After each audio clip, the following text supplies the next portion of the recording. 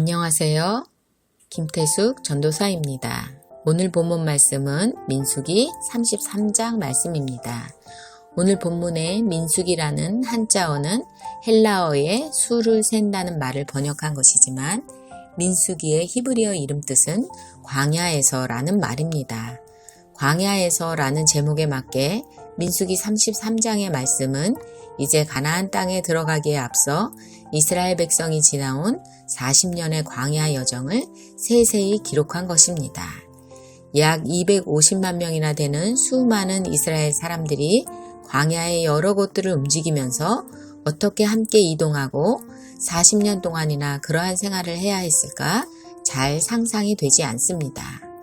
당시 교통수단이라는 게 요즘 같지 않았으니 싣고 가는 것보다 이고 지고 가야 하는 것들도 많았을 것이고 그 행렬 또한 짐작이 가지 않을 만한 커다란 행렬이 아니었을까 그려봅니다.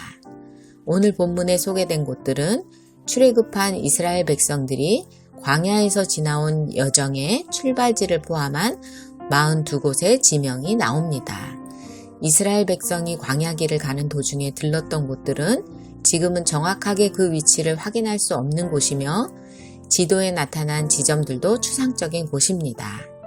42곳 중 17곳은 이 본문에만 나타난 곳입니다. 그러나 이 여정 목록은 이스라엘 백성이 위대한 왕인 여호와의 명령에 따라 행군하는 군대임을 강조합니다.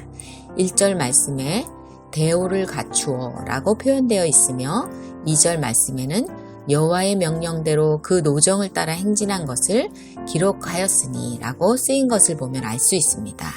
3절 말씀에 보면 애굽 사람의 목전에서 큰 권능으로 나왔으니 라고 말하고 있습니다.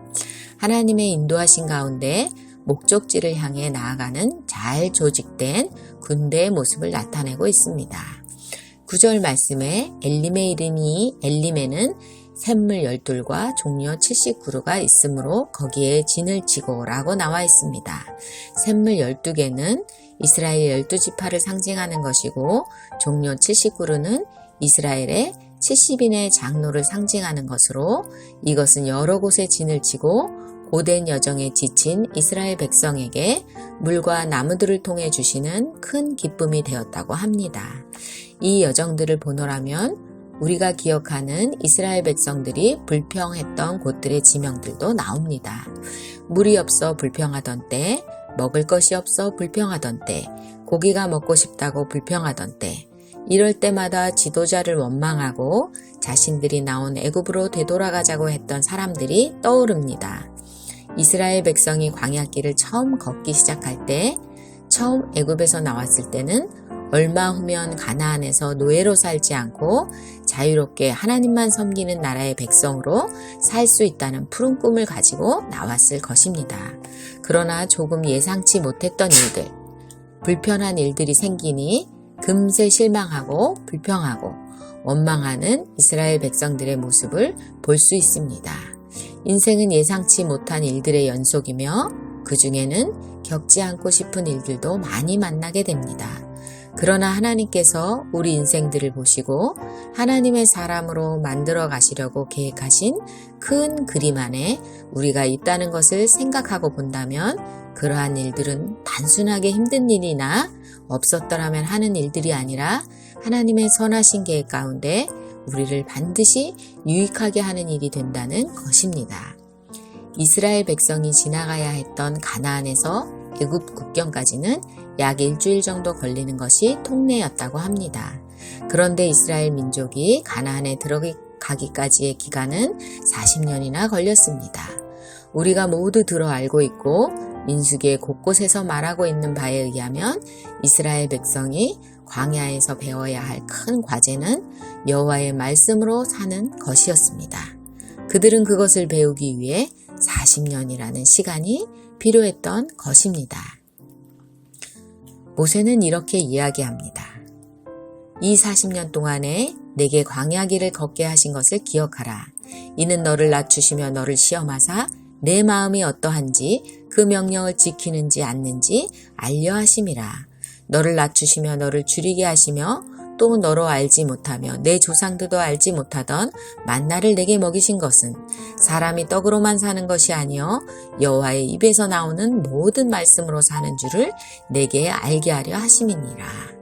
지금의 인생 여정에서 하나님이 우리에게 가르치고자 했던 것은 무엇일까 고민해 보아야 합니다.